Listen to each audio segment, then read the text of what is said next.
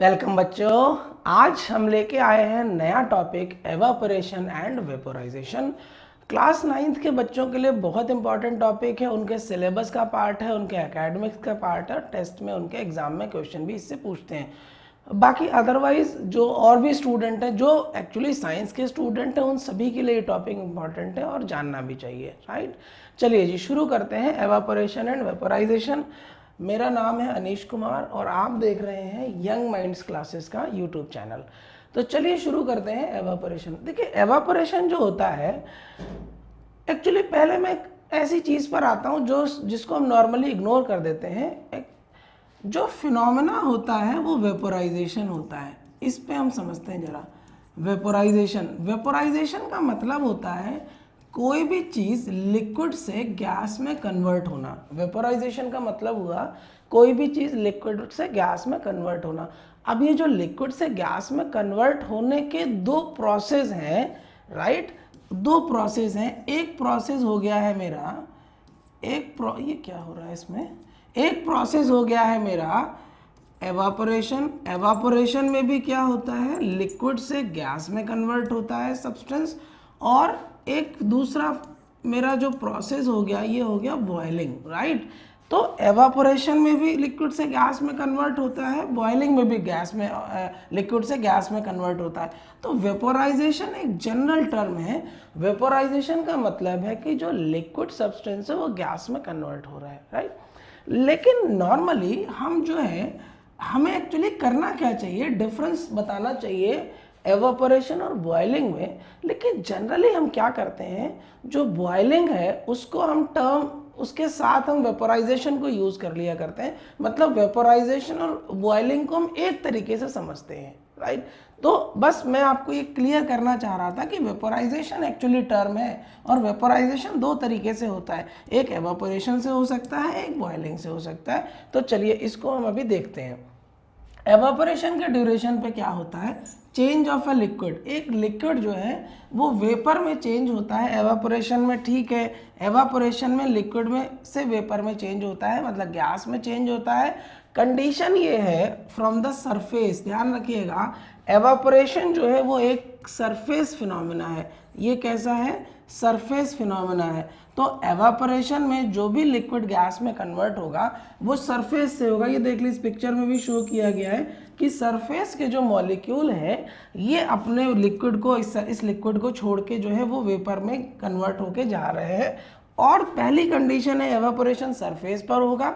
दूसरा, below it's boiling point. दूसरी condition evaporation के लिए होती है कि एवापोरेशन जब भी होगा किसी भी सब्सटेंस के बॉइलिंग पॉइंट से नीचे नीचे होगा।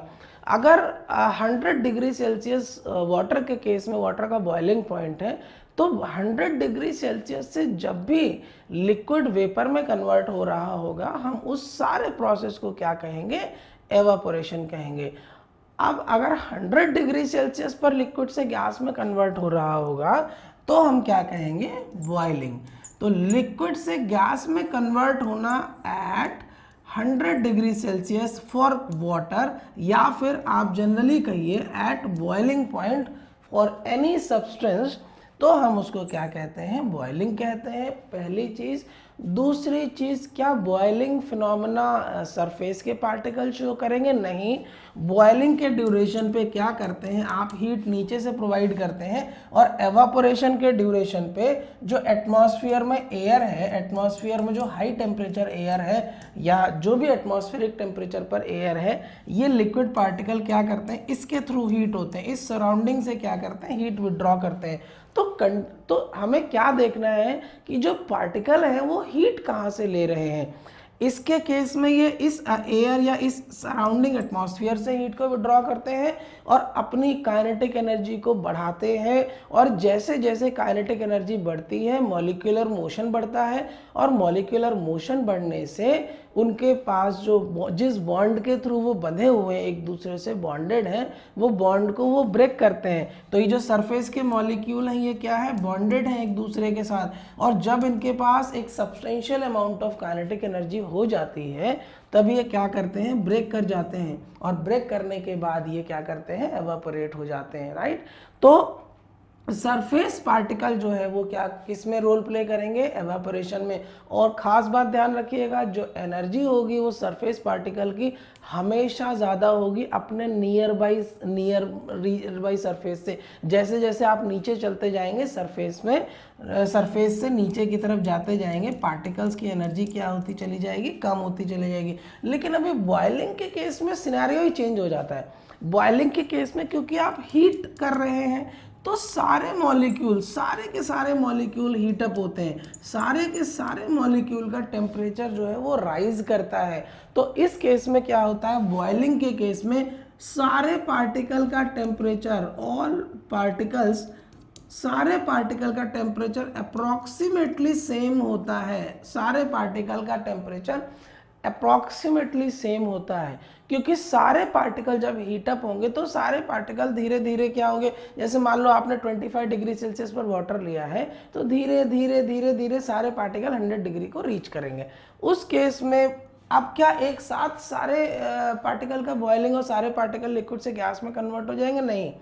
उस केस में नीचे से जो हीट आप दे रहे हैं यहाँ पर क्या हो रहा है, जब सारे पार्टिकल लगभग एक टेम्परेचर पर, सेम टेम्परेचर पर होंगे तो 100 डिग्री सेल्सियस पर कुछ पार्टिकल ऐसे होंगे जो पहले एक्स्ट्रा एनर्जी गेन करेंगे, that is called latent heat of vaporisation.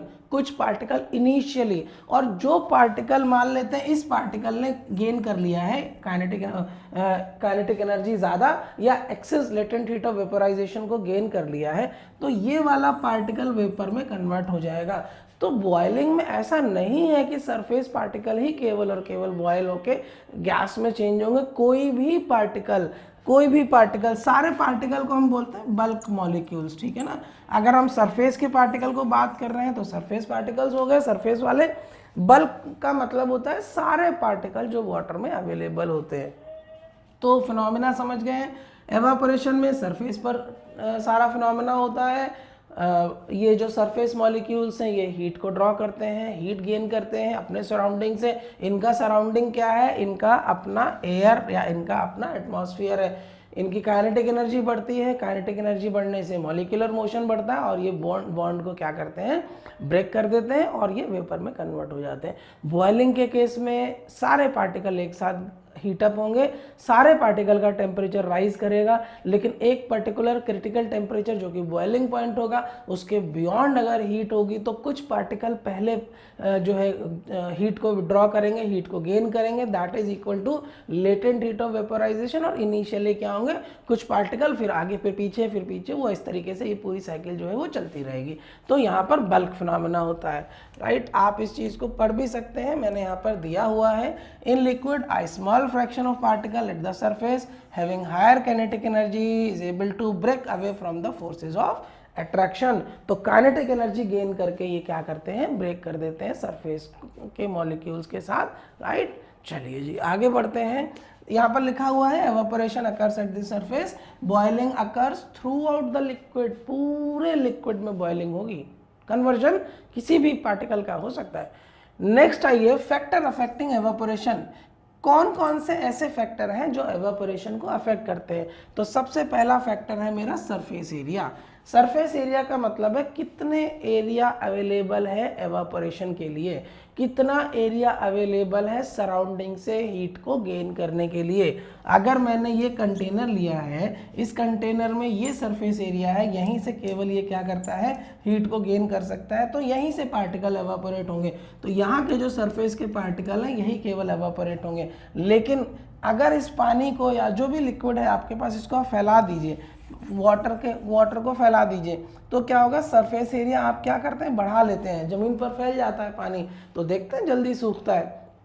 क्या होता है, घर में पानी फैल गया तो मम्मी क्या कहती है, भाई पोछा लगा दो। पोछा लगाने से क्या होता है, कुछ वाटर तो एब्जॉर्ब हो जाता है कपड़े में, और साथ में जो वाटर एब्जॉर्ब नहीं हो पाता उसका सरफेस एरिया बढ़ा देते हैं, तो जल्दी जो है वो एवापोरेट हो जाता है, राइट। तो if the surface area is increased, the rate of evaporation जो हो जाता है इंक्रीज हो जाता है। यहाँ पर मैं एक एग्जांपल भी मैंने पिक्चर लगाई हुई है, यहाँ पर देखिए क्या बता रहा है आपको पिक्चर में, कि अगर आप कपड़ा सुखाते हैं तो कपड़े को क्या करते हैं, आप फैला के डालते हैं। फैला के डालने का मतलब है एक्चुअली आप क्या कर रहे हैं, उसका सरफेस एरिया ही बढ़ा रहे हैं, और सरफेस एरिया बढ़ाने से एरिया बढ़ने से इंटरेक्शन ज़्यादा होगा, ज़्यादा पार्टिकल अवेलेबल होंगे हीट को गेन करने के लिए सराउंडिंग से। जब ज़्यादा पार्टिकल हीट को गेन करने के लिए अवेलेबल होंगे तो ज़्यादा रेट ऑफ एवापोरेशन शो करेंगे। अगर अभी आपने कपड़े को बिल्कुल निचोड़ दिया, मान लो आपने फैलाया नहीं है, तो सरफेस एरिया कम है तो पार्टिकल का इंटरेक्शन कम हो जाएगा। सेकेंड देखते हैं, इंक्रीज ऑफ टेम्परेचर। बहुत आसान है, इसमें कोई बहुत ज़्यादा रॉकेट साइंस नहीं है कि सरफेस एरिया बढ़ने से कैसे चेंजेस होंगे, राइट। चलिए दूसरा है मेरा इंक्रीज ऑफ टेम्परेचर। टेम्परेचर बढ़ाने से क्या रेट ऑफ एवापोरेशन पे फर्क पड़ेगा, देखते हैं। यहाँ पर एक नॉर्मल कंटेनर में कोई सनलाइट नहीं है, नॉर्मल टेम्परेचर है, नॉर्मल एटमॉस्फेरिक कंडीशंस है। यहाँ पर अच्छी खासी धूप निकली हुई है, सन अच्छा खासा जो है सन की वजह से टेम्परेचर राइज कर गया है। जैसे आप मान लीजिए सुबह जो है आपने मान लो कोई बर्तन में पानी रखा है, और अगर आप दोपहर में रखें, दोपहर में धूप अच्छी होगी तो अच्छा टेम्परेचर होगा।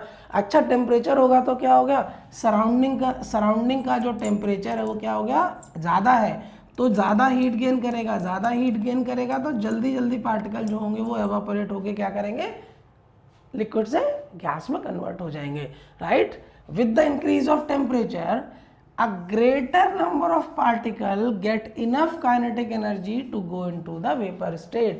ज़्यादा टेम्परेचर होने से ज़्यादा number of particle per unit time energy को एब्जॉर्ब करेंगे और वो बाद में क्या हो जाएंगे, चेंज हो जाएंगे हमारा लिक्विड से गैस में।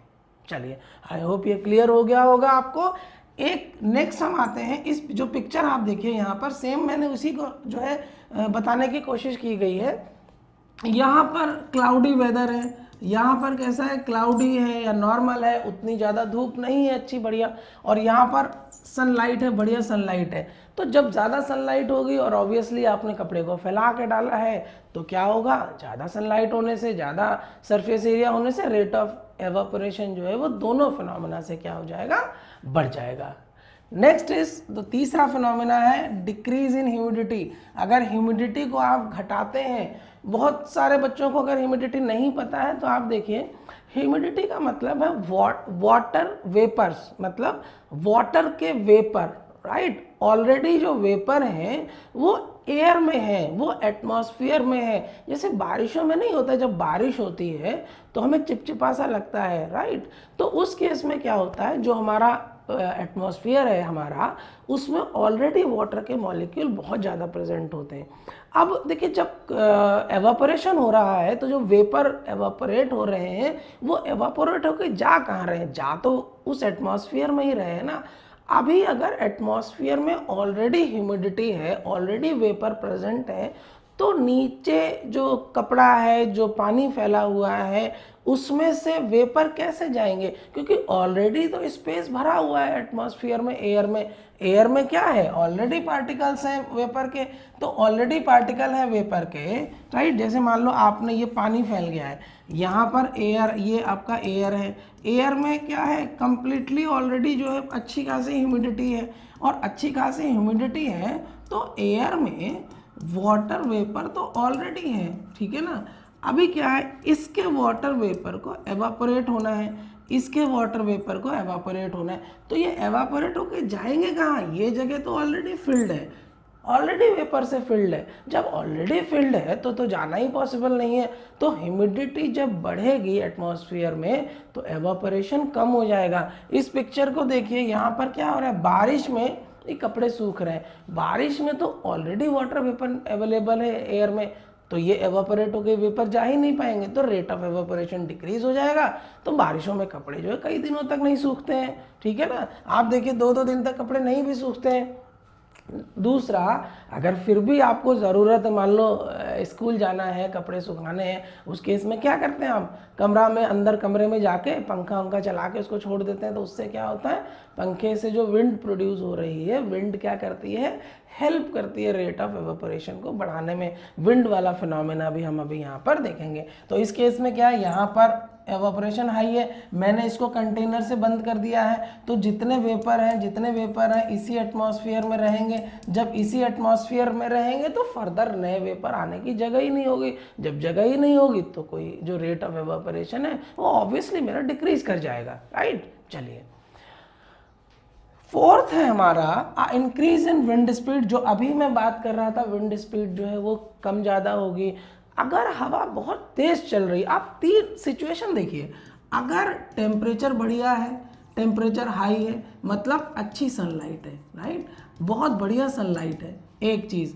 दूसरी चीज़, अगर आपने सरफेस एरिया को भी इंक्रीज कर दिया है, और तीसरी चीज़ विंड जो है वो हाई है, हाई विंड फ्लो कर रही है, और चौथी चीज़ जो ह्यूमिडिटी है वो क्या हो जाए, लो हो जाए, ह्यूमिडिटी भी लो हो जाए। कितनी बढ़िया कंडीशन है एवापोरेशन होने के लिए। सबसे जल्दी कपड़े इस समय कब ड्राई करेंगे, सबसे जल्दी रेट ऑफ एवापोरेशन होगा। देखिए यहाँ पर ध्यान से, टेम्परेचर बढ़ जाएगा, सनलाइट सरफेस एरिया बढ़ा दिया, विंड की प्रॉबल विंड जो होगी वो हाई होगी। देखिए यहाँ पर ये कंटेनर है, यहाँ पर जो वेपर बनेंगे, हवा जो चलेगी, ये जो वेपर बन रहे होंगे, हवा चलेगी तो हवा क्या करेगी, जैसे ही वेपर बने हवा इनको अपने साथ लेके वेपर को क्या करेगी, दूसरी जगह ट्रांसफ़र कर देगी, और ये जगह फिर से खाली हो गई। जब ये जगह खाली हो गई इसका मतलब क्या है कि अभी वेपर के वेपराइजेशन के लिए, एवापोरेशन के लिए और स्कोप है, क्योंकि ऊपर के पार्टिकल में वेपर है ही नहीं, वेपर है नहीं तो और एवापोरेशन जो है वो बढ़ जाएगा, राइट। तो ये सारी कंडीशन अगर फेवरेबल हो जाए तो रेट ऑफ एवापोरेशन बहुत बढ़िया हो सकता है। गर्मी का टाइम हो, दोपहर का, धूप अच्छी खिली हुई हो, हवा चल रही हो, ह्यूमिडिटी कम हो, कपड़े को फैला के डालिए, सरफेस एरिया बढ़ा के, इससे बढ़िया क्या कंडीशन होगी सूखने के लिए। तो इसी वजह से तो गर्मियों में क्या होता है, कपड़े तुरंत सूख जाते हैं। इवन आप समझिए आधे घंटे 1 घंटे में भी टाइम नहीं लगता है, सूख जाते हैं। तो clothes dry faster on a windy day. With the increase in wind speed, the particle of water vapor move away with the wind. Wind के साथ चले जाते हैं, मूव कर जाते हैं, decreasing the amount of water in the surrounding. तो amount of water surrounding में क्या करता है, डिक्रीज कर जाता है। तो ये 4 फैक्टर हमें ध्यान रखने चाहिए, एग्जाम में पूछता है, और आपको ये चीज़ें पता भी होनी चाहिए। बच्चों आप जब भी क्लास ये लेक्चर को देखें तो कॉपी पेन लेके बैठा कीजिए, आप नोट डाउन करते रहिए, अदरवाइज स्क्रीनशॉट भी ले लीजिए। लेकिन अगर आप अपना हाथ से पेन वेन चला के कुछ कुछ लिखते रहेंगे तो आपका जो है ज़्यादा अंडरस्टैंडिंग डेवलप होगी। चलिए जी, दूसरा देख, यहाँ पर मैंने जो एग्जांपल दिया है रेट ऑफ ड्राइंग, ठीक, हवा चल रही है तो वेपर क्या हो गया, उसके साथ जो है उड़ के क्या करेगा, चला जाएगा। बहुत इंपॉर्टेंट फिनोमेना है how evaporation causes cooling. Evaporation से कूलिंग कैसे प्रोड्यूस होती है उसको हम देखेंगे। एवापोरेशन से कूलिंग किस तरीके से प्रोड्यूस होती है वो हम समझने की कोशिश करते हैं, ठीक है। देखिए जो एवापोरेशन है कूल कैसे करेगा, हमने एक कंटेनर ले लिया है और इसमें ये पार्टिकल्स हैं, इसमें क्या है, ये पार्टिकल्स हैं, और ये पार्टिकल्स जो होते हैं वो रैंडमली मूव करते रहते हैं, मतलब रैंडमली जो होंगे वो घूमते फिरते रहेंगे, क्योंकि टेम्परेचर है, उनके पास काइनेटिक एनर्जी है, कभी इधर गए, कभी इधर गए, कभी इसके साथ गए, कभी कंटेनर की दीवार से टकरा गया, कभी आपस में टकरा गए, आपस में टकरा गए तो मोशन चेंज हो गया, कोलिजन भी हो रहा है, inter atomic collision, inter particle collision भी हो रहा है, वॉल्स के साथ भी कोलिजन हो रहा है। इस सारे ड्यूरेशन में, इस सारे प्रोसेस में एनर्जी का एक्सचेंज होता है, राइट, एनर्जी का एक्सचेंज होगा। अब क्या हुआ, एवापोरेशन हो रहा है, राइट, तो इसके सराउंडिंग से, ये जो सराउंडिंग है, ये सराउंडिंग से क्या करता है, ये हीट को क्या करता है, गेन करता है। जो पार्टिकल हैं सराउंडिंग से हीट को क्या करते हैं, गेन करते हैं। हमने देखा है एवापोरेशन कैसे होता है, सराउंडिंग से हीट को क्या करेंगे, गेन करेंगे, और गेन करते रहेंगे, और एक टाइम ऐसा आएगा जब इनके पास एक सर्टेन लेवल ऑफ एनर्जी इनके पास हो जाती है। उस केस में इनका मॉलिक्यूलर मोशन इतना बढ़ जाता है कि ये बॉन्ड को जिस दूसरे एटम के साथ ये बंधे हुए हैं उस बॉन्ड को ये ब्रेक कर सकते हैं। जैसे एक पार्टिकल ये है, एक पार्टिकल ये है लिक्विड का, ये दोनों के बीच में आपस में बॉन्ड है, लेकिन ये दोनों पार्टिकल क्या कर रहे हैं, हीट को क्या कर रहे हैं, गेन कर रहे हैं। ऑब्वियसली मैं यहाँ पर सरफेस पार्टिकल बताने की कोशिश कर रहा हूँ, ठीक है ना। तो जो सरफेस पार्टिकल है ये क्या करता है, हीट को क्या करता है, एब्जॉर्व करता है। देखिए जितना ज़्यादा हीट एब्जॉर्व करेगा उसका मोशन क्या होगा, उतना ज़्यादा क्या करेगा, बढ़ जाएगा। और एक सर्टेन अमाउंट ऑफ हीट जब ये एब्जॉर्व कर लेते हैं, राइट, उस केस में क्या होता है, ये इस बॉन्ड को तोड़ देते हैं और ये अपने रास्ते चला जाता है, ये अपने रास्ते चला जाता है। और यही तो मेरी गैसेस स्टेट है, यही तो गैसेस स्टेट है। तो गैसेस स्टेट का मतलब क्या है, जो लिक्विड के पार्टिकल जो कुछ डिस्टेंस पर थे अब वो ज़्यादा दूर हो गए हैं। फोर्स ऑफ अट्रैक्शन तो हमेशा रहता है, लिक्विड के पार्टिकल में भी फोर्स ऑफ अट्रैक्शन है, गैसेस के पार्टिकल में भी फोर्स ऑफ अट्रैक्शन है। जो फोर्स ऑफ अट्रैक्शन है वही तो बॉन्ड है। तो गैसेस के केस में फोर्स ऑफ अट्रैक्शन बहुत वीक हो जाता है। क्यों? क्योंकि पार्टिकल के पास एनर्जी बहुत ज़्यादा हो जाती है। तो अब देखिए, जब ये हीट गेन कर रहे होंगे सराउंडिंग से, जब ये सराउंडिंग से हीट गेन कर रहे होंगे तो क्या होगा, यहाँ पर 3 लेवल बन जाते हैं पार्टिकल के। 3 लेवल देखिए, ऊपर, बीच में और नीचे। यहाँ पर सबसे ऊपर क्या हो गया, हाई एनर्जी पार्टिकल हो जाएंगे। सबसे ऊपर क्या होंगे, हाई एनर्जी पार्टिकल हो जाएंगे। और बीच वाले में क्या होंगे, मीडियम एनर्जी पार्टिकल हो जाएंगे। और नीचे में क्या हो जाएगा, लो एनर्जी पार्टिकल हो जाएंगे। और ये जो हाई एनर्जी पार्टिकल आपको कहाँ पर मिलते हैं, सरफेस में मिलते हैं, सरफेस पर, राइट। तो ये जो हाई एनर्जी पार्टिकल हैं, ये जो सरफेस पर जो हाई एनर्जी पार्टिकल है, ये फटाफट क्या करेंगे, एवापोरेट हो जाएंगे, बॉन्ड को ब्रेक कर देंगे और ये ऊपर चले जाएंगे, ठीक। अब जैसे ये एनर्जी मैंने बोला है, अब इस एनर्जी को आप जूल्स के टर्म में भी समझ लीजिए या फिर आप टेम्परेचर के टर्म में भी समझ लीजिए, क्योंकि जिसके पास एनर्जी ज़्यादा है, जिसके पास हीट कंटेंट ज़्यादा है, उसका टेम्परेचर भी ज़्यादा है। तो हाई एनर्जी पार्टिकल क्या करेंगे, ध्यान से समझिएगा इसको। जैसे ही हाई एनर्जी पार्टिकल एवापोरेट करेंगे, जैसे ही हाई एनर्जी पार्टिकल एवापोरेट करेंगे, तो ये वाले जो हाई एनर्जी पार्टिकल ऊपर निकल गए, छोड़ दिया, लिक्विड को छोड़ दिया, लिक्विड को छोड़ दिया, सरफेस को छोड़ दिया, बाहर निकल गए, गैस बन के चले गए, दूर चले गए। उस केस में क्या होगा, इस पूरे सब्सटेंस का जो एवरेज टेम्परेचर है, जो एवरेज टेम्परेचर है वो क्या कर जाता है, डिक्रीज कर जाता है। और जब एवरेज टेम्परेचर डिक्रीज कर जाएगा तो क्या हो गया, कूलिंग इफेक्ट प्रोड्यूस करता है। एवापोरेशन क्या करता है, कूलिंग इफेक्ट प्रोड्यूस करता है, क्योंकि वो क्या करता है, यहाँ पर एवरेज टेम्परेचर पूरा का पूरा सिस्टम का, पूरा लिक्विड का क्या करेगा, डिक्रीज कर जाएगा। देखिएगा, जैसे मान लो ये है हमारे पास 40 डिग्री सेल्सियस पर, ये है 30 डिग्री सेल्सियस पर, ये है 20 डिग्री सेल्सियस पर, राइट। तो इसका अगर हम एवरेज टेम्परेचर निकालें, 40 और 30, 70 और 20, 90 डिवाइडेड बाई 3, तो एवरेज टेम्परेचर हो गया 30 डिग्री सेल्सियस, राइट।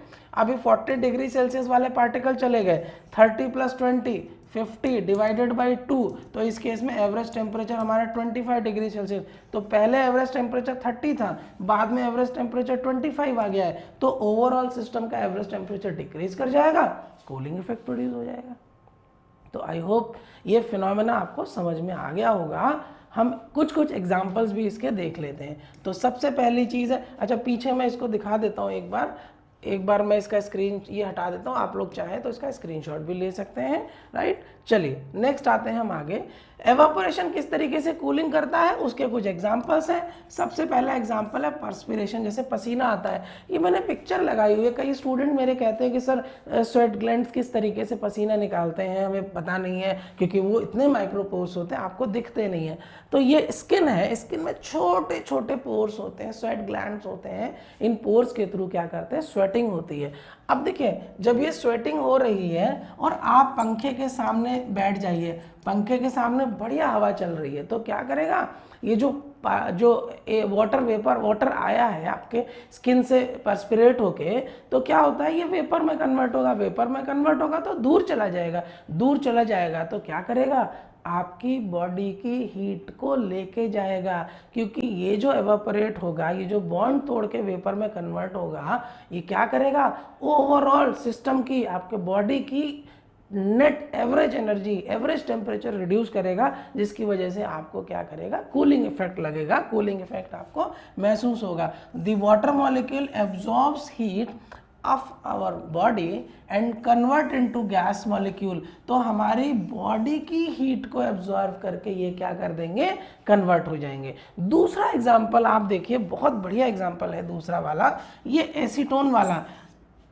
जो स्पिरिट होती है, जो नेल पॉलिश रिमूवर होता है, राइट, तो ये जो नेल पॉलिश रिमूवर जिसको हम एसीटोन भी बोलते हैं, ठीक, ये या फिर अल्कोहलिक सब्सटेंस जो होते हैं उनको अगर आप हाथ पे डालेंगे तो एवापोरेट कर जाता है। जैसे आपने देखा होगा ना, वो डॉक्टर इंजेक्शन लगाता है तो पहले क्लीन करता है, वो ठंडा ठंडा लगता है वहाँ पर, क्योंकि वो जो स्पिरिट होती है वो जल्दी क्या करती है, एवापोरेट हो जाती है। तो पहली चीज़ वहाँ पर क्लीनिंग एक्शन भी हो रहा है, और दूसरा जो जब वो एवापोरेट करती है, जब आपकी बॉडी में कहीं पर स्पिरिट या इस तरीके के एसीटोन ड्रॉप डालते हैं तो क्या होगा, वो जब एवापोरेट करता है हाई वोलेटाइल होता है। हाई वोलेटाइल का मतलब है कि ऐसा सब्सटेंस जो जल्दी वेपर में कन्वर्ट हो जाए। जैसे आप देखिए, पेट्रोल को लीजिए और डीजल को लीजिए और केरोसिन को लीजिए, जो पेट्रोल होगा वो जल्दी वेपर में कन्वर्ट हो जाएगा, वोलेटिलिटी ज़्यादा है। वोलेटिलिटी ज़्यादा होने का मतलब है कि कम टेम्परेचर पर भी बॉन्ड तोड़ने की कैपेसिटी रखता है, कम टेम्परेचर पर भी लिक्विड से गैस में कन्वर्ट होने की कैपेसिटी रखता है, राइट। तो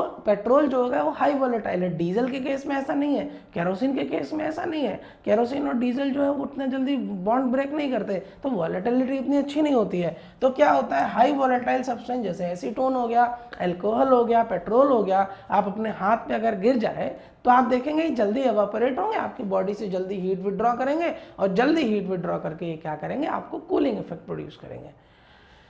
एक क्वेश्चन ये आता है बढ़िया, मैंने जानबूझ के इसको एग्जाम्पल में रखा है, ये क्वेश्चन आपसे पूछते भी हैं। यहाँ पर देखिएगा क्या होता है कि जो डेजर्ट कूलर है वो हॉट एटमॉस्फेयर, मतलब गर्मी हो रही है बहुत बढ़िया, बाहर हॉट एयर है, हॉट वेदर है, उस केस में जो हमारा डेजर्ट कूलर है, जो पानी वाला कूलर है, ये किस तरीके से कूलिंग प्रोड्यूस करता है उसको देखते हैं। पहली चीज़ तो ये समझ लीजिए, ये मेरा होता है कूलिंग पैड, जो हमारे कूलर के चारों तरफ लगा होता है। चारों तरफ क्या, 3 तरफ ही लगता है, लेकिन अभी तो और बढ़िया वाले कूलर आ गए हैं, उसमें केवल पीछे की साइड में ही रहता है, लेकिन हाँ सरफेस एरिया काफ़ी बड़ा कर देते हैं उसको। नए जो कूलर अभी आ रहे हैं अच्छे कूलर हैं। देखिएगा, चलिए शुरू करते हैं इसको। यहाँ पर क्या हो रहा है, यहाँ पर तो आप पानी भरा हुआ है और ये कूलिंग पैड है, ये पानी मोटर के थ्रू यहाँ पहुँचता है और इधर से नीचे नीचे क्या करता है, गिरता रहता है। अब क्या हो रहा है, यहाँ पर ये इस तरीके से यहाँ पर गर्म हवा आ रही है, राइट, गर्म हवा आ रही है, तो इसका टेम्परेचर जो है अच्छा खासा है, टेम्परेचर बहुत अच्छा खासा है। मान लो आप मान लीजिए 40 डिग्री सेल्सियस से 45 डिग्री सेल्सियस के आसपास का टेम्परेचर है।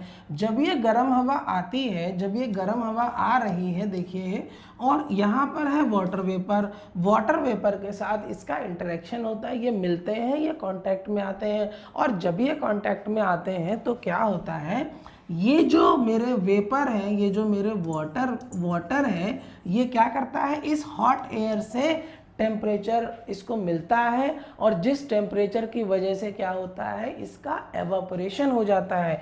तो एवापोरेशन हो जाता है, राइट, एवापोरेशन होता है। तो पहले क्या होता है, गर्म हवा आ रही थी, बाद में क्या हो गया है, वाटर मॉलिक्यूल और हॉट एयर आपस में मिले तो क्या हो गया है, हीट का ट्रांसफ़र हुआ है। तो जो पानी है उसका टेम्परेचर है कम, और जो हॉट एयर है उसका टेम्परेचर है ज़्यादा, राइट। जैसे पानी का टेम्परेचर मान लीजिए है 25 डिग्री सेल्सियस, और हॉट एयर का टेम्परेचर है 45 डिग्री सेल्सियस, दोनों आपस में मिलेंगे तो इसका टेम्परेचर बढ़ेगा, इसका टेम्परेचर घटेगा, राइट। तो उस केस में क्या हो रहा है, एवरेज टेम्परेचर देखिए 25 + 45 डिवाइडेड बाई 2, तो ये हो जाएगा 70 डिवाइडेड बाई 2, तो ये हो जाएगा 30 डिग्री सेल्सियस, ठीक है, तो 35 डिग्री सेल्सियस, ठीक। तो जो कूल एयर आएगी ये क्या करेगा, इसका टेम्परेचर क्या हो जाएगा, ड्रॉप हो जाएगा। जब टेम्परेचर ड्रॉप हो जाएगा, और जो इस कूलर के अंदर यहाँ पर क्या हो रहा है, अब ये तीनों तरफ से, यहाँ भी पैड लगा है, पीछे भी पैड लगा है, ये भी पैड लगा है, तीनों तरफ से क्या कर रहा है, हॉट एयर आ रही है, तो इसके अंदर जो एटमॉस्फेयर होगा ये कैसा हो जाएगा, ठंडा हो जाएगा कंपेरेटिवली बाहर के मौसम से। अब ठंडे का मतलब ऐसा नहीं कि ये बर्फ जम जाएगा, ऐसा नहीं है। तो यहाँ पर क्या होगा, इस जगह पर क्या होगा, ये जो सराउंडिंग है कूल हो जाएगी, और यहाँ पर चल रहा है पंखा, यहाँ पर चल रहा है पंखा, तो पंखा जो हवा फेंकेगा वो इसकी वाली हवा फेंकेगा, ठीक है ना, ये जो कूल एयर है इसको फेंकता है, ठीक। तो इस केस में देख लीजिए, the water when evaporated from a desert cooler, water जब एवापोरेट होगा डेजर्ट कूलर में तो क्या होगा, हॉट एयर के से टेम्परेचर लेके absorbs energy from the surrounding, तो क्या करेगा, सराउंडिंग से क्या करता है, एनर्जी एब्जॉर्ब करता है, and makes the surrounding cool, surrounding को क्या करता है, कूल करता है, right. Evaporation is inversely proportional to humidity, lesser the humidity higher is the temperature, faster is the evaporation. Humidity कम होगी तो रेट ऑफ एवापोरेशन जो हो जाएगा वो हमारा बढ़ जाएगा। Thus water present inside the desert cooler evaporates more, बाहर की एटमॉस्फेयर की ह्यूमिडिटी क्या है, कम है, हॉट एयर आ रही है, तो जो हॉट एयर आ रही है वो हॉट भी है और ड्राई भी है। अगर ह्यूमिडिटी है तो जो एयर आएगी वो हॉट हो सकती है लेकिन ड्राई नहीं होगी। हॉट एयर भी है और ड्राई भी है, मतलब बाहर क्या है, अच्छा खासा गर्म वेदर है, ह्यूमिडिटी लो है। जैसे ही हॉट एयर अंदर आएगी वाटर का एवापोरेशन होगा, वाटर का एवापोरेशन होगा तो क्या होगा, कूलिंग इफेक्ट ज़्यादा प्रोड्यूस करेगा, there by cooling the surrounding more, तो ज़्यादा जो है वो हमारा क्या करता है, कूलिंग इफेक्ट प्रोड्यूस करता है। तो सारा खेल जो है वो हीट ट्रांसफ़र का है, एनर्जी ट्रांसफ़र का है सारा खेल। कहाँ पर एवरेज टेम्परेचर डिक्रीज हो रहा है, किस तरीके से टेम्परेचर कम ज़्यादा हो रहा है, वो हमें ध्यान रखना है। तो इस तरीके से एवापोरेशन जो है वो कूलिंग करता है। एक और एग्जांपल बहुत बढ़िया है यहाँ पर, जिस तरीके से कूलिंग होती है मटके में। मटके में देखिए क्या करता है, ये पानी जो है वो बाहर आ जाता है, ठीक। मैं इसको यहाँ समझाता हूँ। मान लीजिए आपका मैं ये मटका ले लेता हूँ, यहाँ पर अंदर तो जो है वो वाटर फिल कर रखा है, ठीक। और ये वाटर क्या करता है, इसके अंदर माइक्रोपोर्स होते हैं, छोटे छोटे पोर्स होते हैं, ठीक है ना, माइक्रोपोर्स होते हैं। ये वाटर क्या करता है, अंदर से रिस के बाहर की तरफ चला आता है, जिसकी वजह से ये वाली सरफेस भी आपकी क्या होती है, गीली हो जाती है। देख लीजिए यहाँ पर जो है सरफेस क्या हो गई, गीली हो गई है। अब इधर से क्या करेगा, हवा चलेगा, या फिर सनलाइट होगी, या फिर क्या होगा, सनलाइट होगा। तो ये वाला जो वाटर है जहाँ पर गीला हो रखा है मटका, उधर से एवापोरेशन होगा। तो क्या होगा, इस पर्टिकुलर पोर्शन पर जब सनलाइट या फिर विंड आएगी, जब ये सनलाइट या फिर विंड आएगी तो क्या करेगा, यहाँ से वाटर वेपर को क्या करेगा, अपने साथ लेके जाएगा, वाटर वेपर को। तो क्या करेगा, ये वाटर वेपर क्या करेगा, मतलब जो वाटर वेपर में कन्वर्ट हुआ है वो प्रीवियस जो नियर बाई रीजन है उसकी एनर्जी को भी लेके जाएगा। जब एनर्जी को लेके जाएगा तो क्या करेगा, सबसे पहले ये लेयर ठंडी हो जाएगी, क्योंकि सबसे पहले ये जो वाटर यहाँ से वेपर में कन्वर्ट हो रहा है ये इस लेयर को ठंडा करेगा, इसके बाद अगली लेयर, फिर अगली लेयर, और ये प्रोसेस जब कंटिन्यूसली चलता रहता है तो क्या होता है, पूरे जो मटके के अंदर जो पानी है उसका एवरेज टेम्परेचर लो हो जाता है, ठीक। आप यहाँ देख भी सकते हैं, earthen pots contain huge number of extremely small pores from where water constantly seeps। अच्छा, एक क्वेश्चन मेरे से एक बच्चे ने पूछा था कि सर ये पानी जो बाहर कैसे आता है। जो छोटे छोटे पोर्स होते हैं ना, छोटे छोटे पोर्स, यहाँ पर जो छोटे छोटे पोर्स हैं, ठीक, इनमें कैपिलरी एक्शन होता है। ये वर्ड आप ध्यान रखिएगा, इनमें क्या होता है, कैपिलरी एक्शन होता है। इस कैपिलरी एक्शन के थ्रू वाटर क्या करता है, उस होल्स में, उस पोर्स में चलने लगता है, मूव करने लगता है, सीप आउट होने लगता है, कैपिलरी एक्शन, ठीक। इसी कैपिलरी एक्शन से जो प्लांट है, प्लांट के अंदर जो जाइलम की जो ट्यूब्स होती हैं जो वाटर को ट्रैवल कराती हैं, वाटर का ट्रांसपोर्टेशन करती हैं, ये जो जाइलम की ट्यूब्स होती हैं बहुत पतली होती हैं, और पतली ट्यूब में वाटर क्या करता है, अपने आप राइज करता है। हाँ, रूट प्रेशर अपना रोल प्ले करता है, ट्रांसपिरेशन अपना रोल प्ले करता है, लेकिन जाइलम की जो ट्यूब है उसका size, that is capillary action, वो भी अपना रोल प्ले करता है, ठीक। This water evaporates by absorbing the latent heat necessary for vaporization, जिसकी वजह से सारा हमको कूलिंग इफेक्ट देखने को मिलता है। तो आज का ये वीडियो एवापोरेशन और वेपोराइजेशन हमने समझा, हमने डिफरेंस समझा, किस तरीके से एवापोरेशन और बॉइलिंग या फिर आप रादर कहिए वेपोराइजेशन में डिफरेंस होता है। मेन टेम्परेचर का डिफरेंस है, फिनोमेना का डिफरेंस है, एक तरफ सरफेस पर मॉलिक्यूल का एवापोरेशन हो रहा है, एक तरफ बल्क मॉलिक्यूल का एवापोरेशन हो रहा है। तो वीडियो उम्मीद है आपको पसंद आया होगा, और अगर वीडियोज़ आपको पसंद आ रहे हैं तो आप इस चैनल को लाइक भी कर सकते हैं और सब्सक्राइब भी कर सकते हैं। नोटिफिकेशन के लिए बेल आइकन प्रेस कर दीजिए, जब भी मैं नए वीडियोज़ अपलोड करूँगा आपको जो है उसका नोटिफिकेशन आ जाएगा। कोशिश मेरी है कि धीरे धीरे मैं सारे चैप्टर्स को कवर करूं और आप तक सारे वीडियोस और सारे चैप्टर्स को पहुंचा दूं। चलिए जी, मिलते हैं नेक्स्ट लेक्चर में। Thank you very much.